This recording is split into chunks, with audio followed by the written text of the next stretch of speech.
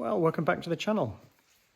I'm doing some work on my little Unimog 411, a partner to my 421, which I've seen some videos about before. So what I'm trying to do, rather than fully restore the 411, taking a slightly different approach with this one, which I'll talk you through. I've had this Unimog a few months. It was a snowblower with a hardtop cab, with a great big donkey engine in the back, which used to drive the snowblower. Had a prop shaft, well, a gearbox actually, that went down behind the vehicle, and then a prop shaft that ran all the way underneath, driving a snowblower on the front. I'll see if I can find a still photo of it and put it up so you can see what it used to look like. And what I'm gradually doing is converting it to an agricultural specification, because that's going to be more use to me than a snowblower. And my original thought was I was going to fully restore it, but I've had to change of plan. So the vehicle, I managed to get hold of its service record from Inverness Airport, and if we look at the mileage, let's see if you can see that. What's that saying? 1,084 miles. So the vehicle was sold, this Unimog was sold new into the UK, so it's got British instrumentation, so it's miles per hour rather than kilometres per hour. But that mileage is genuine.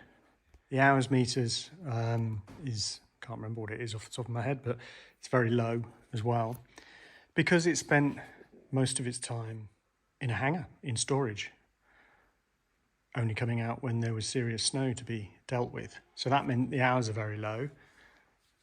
That's often true of snowblowers in the UK, but usually the problem is salt.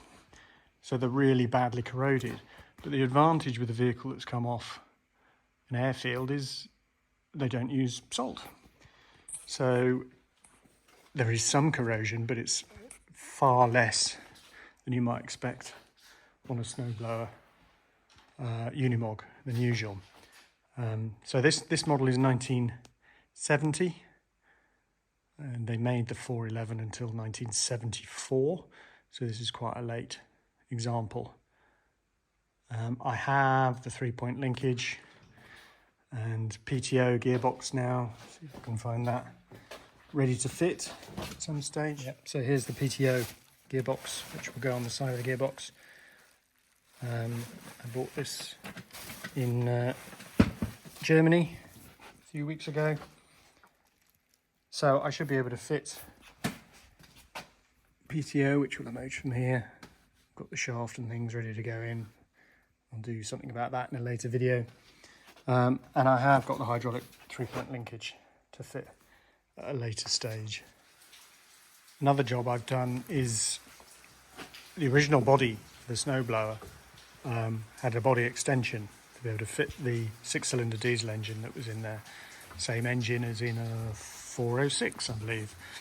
And I removed that extension. But what I managed to do out of the woodwork that the extension was made from is construct the tailgate. So this cutout here is where the drive shaft used to come out of, from the engine that drove the snowblower. I'll see if I can put up a still photograph of making that tailgate. So that's something I've done. So I've now got a tailgate that's sort of in keeping with the vehicle in terms of wear and tear, although now I'm going to have to think about the colour of the rear body and try and strip the paint in some way. And the other thing I've done, it was, as you've seen in the earlier photograph, a hard top, is that I have bought, having removed that, I bought a frame, a hood frame and a hood, as you can see, to go on it. I've got door tops on the way as well. So a folding hood. So I can now use my 411 in the lovely British weather. So this is summer. Marvellous. So a vehicle that was permanently open top. Yeah, not ideal. So now I've got a much more usable vehicle, and I think a much better looking vehicle than the original cab. And I can still drop the hood on a nice sunny day, or if I'm using hedge cutter on the front and I want to be able to see above the top of the windscreen, I can just fold it down and things. So yeah, that's the progress made so far. I was looking at the paintwork and decided I would try stripping a little bit of the yellow paint off, because it had been brush painted several times, and quality of the paint, if we get up close to some of the original paintwork, is not great. And not a very nice shade of yellow either, I thought. So I started stripping some of the paint, and what I discovered by accident really is that with just with standard thinners, it was gradually cutting through the brush paint work, but it was leaving behind the factory original yellow, amber yellow, I think this is, Mercedes colour. And I much preferred that yellow, and also I felt had rather a nice patina about it. And then when I was stripping the door, I discovered some hand-painted sand writing, not on the factory finish, one layer above, hence the slightly different shade of yellow. And this is sign written on the side, hand painted. And for me, that was the end of discussion really about whether it should be restored or not. I think actually I want to preserve the look and the feel of the vehicle. So what I've been gradually doing, and it is painstaking, is stripping off this yellow paint, and that's what we saw at the start of the video. This is the before, and what we can really see here is the after. Stripping off using solvent, wire wool, taking it very gently so I don't go through the factory layer, washing all the solvent off, and then tea-cutting the finish to bring back the richness of the original colour. And it's covered in little chips and marks and things, but I actually don't mind that. It's part of its story, as they say. So I think I'm going to keep the originality now of that paint finish, keep the sign writing on the door. So I thought I'd make a short video using a bit of time-lapse of the process of stripping some of this paint off, and then the results. So over here we've got the passenger door, and if you look carefully, I don't know if you can see with the way the lighting is, can you see it says B2? It did have a great big sticker on the door, and the paint's faded a little bit around it, and the B2s remain there. When it was at Inverness Airport as a snowblower, its call sign was B2, blower 2, snow blower 2, so that's why that was on the door. But what I'm hoping will happen is, as I use this as an example of the stripping process, is it will reveal some more sign writing, hopefully. Might even say something different, don't know. So I thought we'd have a go at that. I think this stripping process certainly wouldn't work in all situations.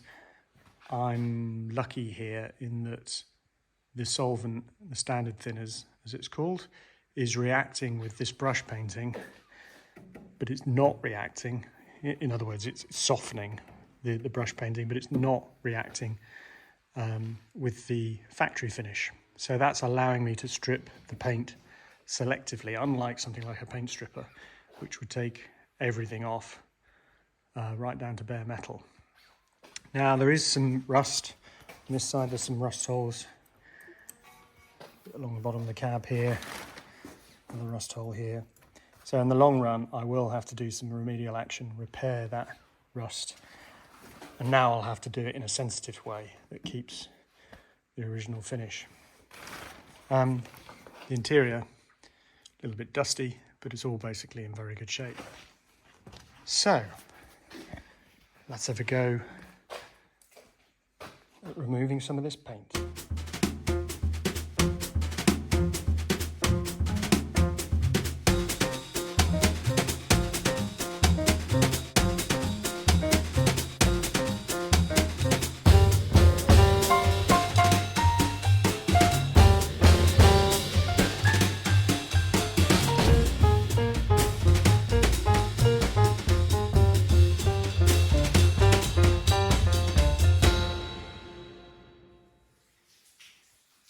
So this is after about 10 minutes of applying standard thinners and then going over with wire wool. And you can see how it's taking off the layers. So this here, that's the very top layer. It looks like the primer was applied, probably white originally, before that layer went on. Below that, there's another yellow layer, and this more mustard colour underneath, this colour here, which is the original factory colour. But what also has just started to appear is some sign writing. So we know we've got something written on this door as well. But I've got to be careful now because it's really easy just to keep taking this paint off and take the sign writing with it. Okay, so I'm going to have to take it gently around this area where I expect the sign writing to be. So you can probably see how the thinners is, once it's through to the primer coat, is lifting the paint like a paint stripper. But as I say, I've got to go a bit gentle up there so I don't remove the sign writing. But we're definitely making some progress. So I'm about 20 minutes into this now.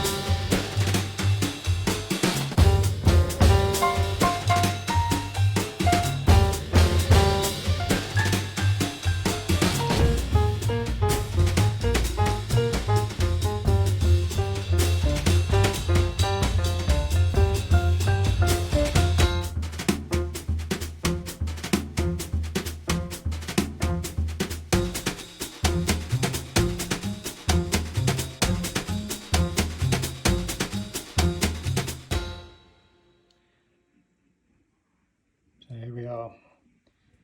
This is how it's looking now, with the paint all stripped back.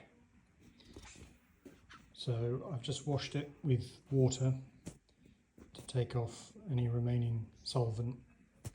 And the next job will be to T-cut it, which will bring the gloss back on the paint. But I'm not going to do that yet because this will be soft, just a little bit soft from the solvent. So that needs to evaporate off, a bit like leaving paint to dry, and then I can come back and T-cut it. The other thing I will do is where there's scratches and marks and things in the sign writing, I shall touch that back in. So I'm just using a T-cut paint restorer, so this is mildly abrasive. And I apply it a little bit like that on a damp cloth.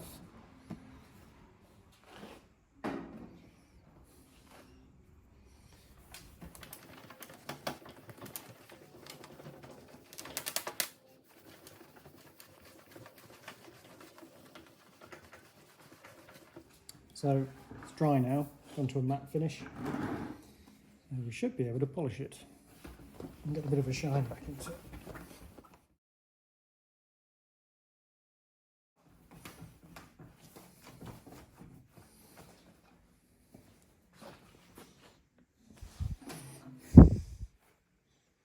Yeah, that's putting a bit of shine in it, a bit more work. It's always going to have some of this light scratching in it, but it's going to reduce it as I work on it.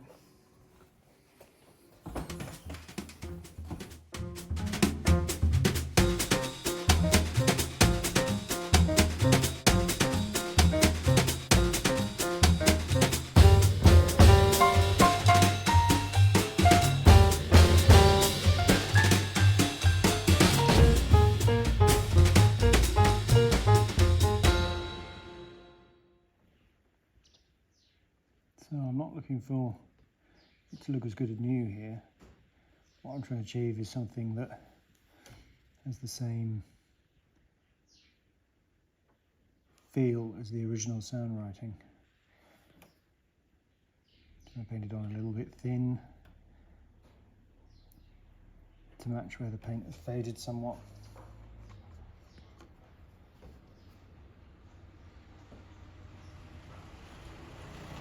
So I want it to look old, tidy and looked after.